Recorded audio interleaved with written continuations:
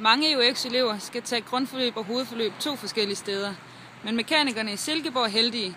De skal kun lige over vejen. Vi har været på teknisk skole i Silkeborg for at snakke med 3 UX-elever om deres oplevelse med uddannelsen.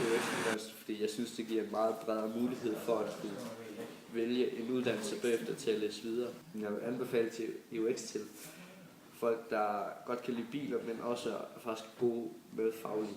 Og der er lidt mere seriøse ved skole angår, men også har en vis grundviden. Jeg synes ikke, den er specielt god i folkeskolen. I hvert fald ikke, hvor jeg var. Jeg synes ikke rigtigt, der har været noget fremstående i folkeskolen. Jeg har selv fundet ud af det. Jeg vil nok mest anbefale den til nogen, der har lyst til at læse videre. Til ingeniør eller maskinmester eller sådan noget.